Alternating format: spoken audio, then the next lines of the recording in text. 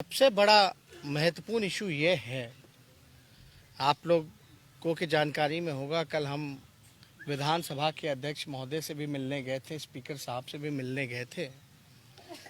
उन्होंने बुलाया था, उनको बात करनी थी। ये बात करनी थी कि आने वाला जो विधानसभा जो बजट सेशन जो होगा, जो बजट सत्र जो होगा, उसको पहले किया जाए और छोटे में ही 3-4 दिनों में ही निपटा दिया जाए। आप लोगों को ध्यान दिलाएं, ये लोकतंत्र का मंदिर है जहां जनप्रतिनिधि जनता की जन समस्याओं को उठाने का काम करते हैं, जहां से निदान होता है। हम लोग लगातार पहले से कहते रहे हैं कि मौजूदा सरकार जो है लोकतंत्र पे खतरा है। और अभी भी अगर आप देखें तो एक साल में केवल मात्र 4 दिन ही विधानसभा चला है। क्यों चला 4 दिन?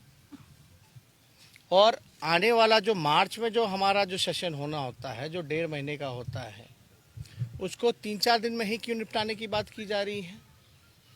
कई नए विधायक चुनकर के आए हैं, उनको सीखने का भी मौका मिलता। ये बहाना दिया जा रहा है कि वैक्सीन जो है मार्च के महीने में आएगा तो चलेगा, एक अजम्पशन है। अभी कोई तारीख तो तय नहीं हुआ बिहार के लिए। तो हम लोगों का ये राय है, और हमने स्पष्ट रूप से ये भी बोला था अध्यक्ष महोदय को कि सारी पॉलिटिकल पार्टी को बुला करके आप जो है मीटिंग कराइए। और उसमें हम लोगों का, महागठबंधन के पार्टियों का ये निर्णय है कि जो ट्रेडिशनल जो रहा है, जो परंपरागत तरीके से बजट सत्र चलना चाहिए, जितने दिन की कार्रवाई होती है। ये आखिर सरकार भागना क्यों चाह रही है? ये जन समस्याओं को जनप्रतिनिधि कहाँ उठाएंगे? पूरी तरीके से अफसरशाही बेलगाम हो रखी है। और एक विधानसभा सत्र ऐसा चलता है जब अधिकारियों पर दबाव रहता है और सभी विधानसभा क्षेत्रों के जितने जनप्रतिनिधि हैं सब अपने सवाल उठा सकते हैं। तो जो मौजूदा सरकार है, इनके पास कोई जवाब नहीं है सवालों का। आप बताइए, बेरोजगारी के इशू पे, किसान के इशू पर, भ्रष्टाचार के इशू पर, लॉ एंड ऑर्डर के सवाल पर, विकास के सवाल पर, सरकारी योजनाओं के सवाल पर कहाँ हम लोग सवाल पूछेंगे? तो हमने उनको स्पष्ट रूप से राय दिया है कि जो परंपरागत तरीके से जो चलता रहा है, हमको तो ये समझ में नहीं आ रहा कि वैक्सीन में एमएलए क्या करेगा।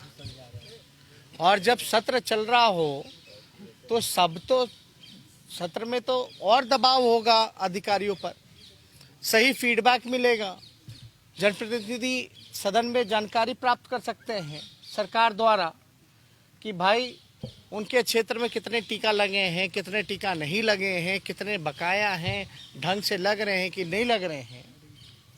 तो ये तो और भी अच्छा है अगर सत्र चले तो। और अब स्कूल कॉलेज सब खुल गया, सारी चीज़ें, काम धंधा सब वापस ट्रैक पे है। आप उस दौर में जब सबसे बड़ी समस्या हम लोगों के सामने आई हुई है, तब आप चाहते हो कि विधानसभा ना चले? तो हम लोगों का निर्णय, अगर सरकार इसी तरीके से भागती रहेगी तो हम लोगों को एक कदम उठाना पड़ेगा। अगर परंपरागत तरीके से अगर विधानसभा नहीं चलेगा, ट्रेडिशनल तरीके से अगर विधानसभा बजट सत्र नहीं चलेगा, तो सभी विपक्ष की जितनी पार्टियां हैं इसका हम लोग जो है बॉयकॉट करेंगे, यानी कोई मतलब ही नहीं रह गया।